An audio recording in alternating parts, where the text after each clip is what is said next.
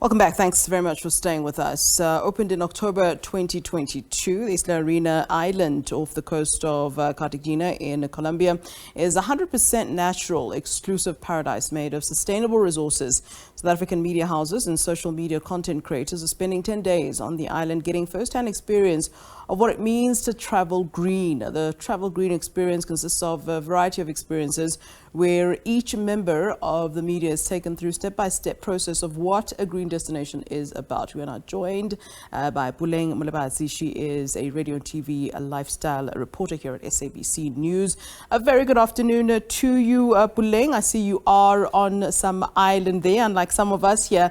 Talk to us about this trip and the importance of what they're terming as green travel and essentially how it would aid what everyone's talking about, which is global warming.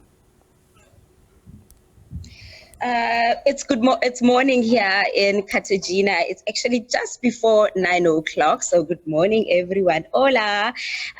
This has been quite an interesting way of looking at travel. As someone that has traveled a lot extensively in South Africa, having to leave the continent, come all the way to Colombia and experience this concept of green travel, I found myself having to look at how I do things and how I interact with nature. Now, when we entered the island, we were told no one is allowed to smoke in the island, and I'm thinking, yo, okay. So when we came in, it's just that when you look around, every single thing was such well-maintained, looked after, and the structures themselves, the buildings here, people don't use bricks. There's definitely no use of plastic. Everything is just so well-connected. Even the island itself, it is such a small area in that in total, the people that are here today, it's just less than 40 people. So it's in terms of how we as human beings interact with nature, how we view our surroundings, because we also just surrounded with water.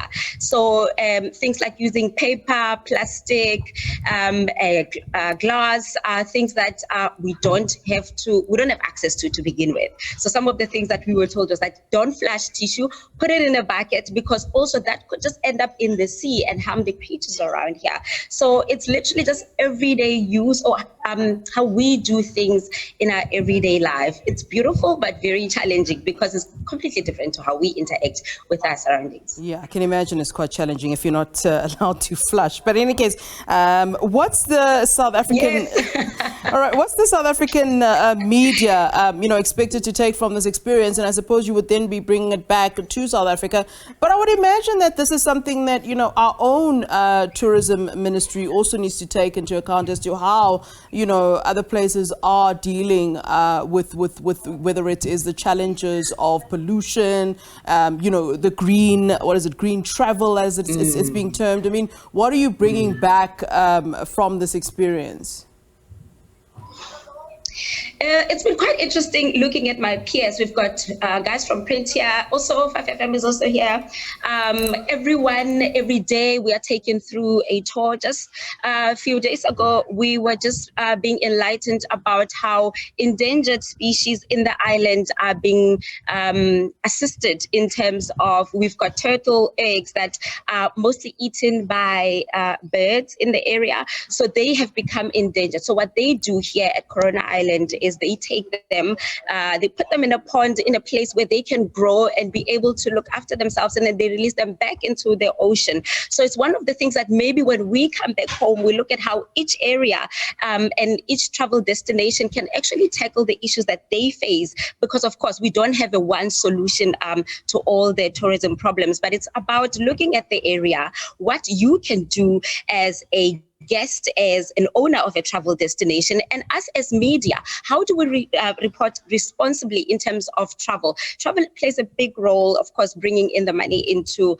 our country in South Africa and the continent in general, but also how are we maintaining and preserving nature? Because these beautiful destinations can only exist when we do the right thing. So that's the message that we need to bring home. All right, you touched on it briefly about what guests are expected to do in order to uphold the island standards to stay eco-friendly. I know you mentioned that people aren't allowed to smoke, people aren't allowed to flush toilet paper, but what else have been some of the sort of shockers that you've kind of encountered while being on this island?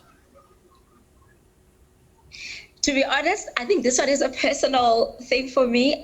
Just knowing that you are literally surrounded by water. And this is just a small piece of land. And some of the visuals that you saw earlier on, the greenery here is quite incredible. But what I find quite fascinating is the relationship that animals here have with people that come through. Like, we literally are interacting with birds. Not so long ago, I think one of the birds also just wanted to join, and they're constantly with us here. But also just how they have come, the harmonious relationship. It's quite a beautiful surprise, to be honest. It's a beautiful experience to be part of the harmonious relationship between animals and human beings and guests. So it's a beautiful experience to report about, something to come home and look at our animals, and we've got quite plenty, and how we can create that harmonious relationship as well. All right, Puleng, enjoy the rest of your stay there. Puleng Molebatsi, radio and TV lifestyle reporter here at SABC.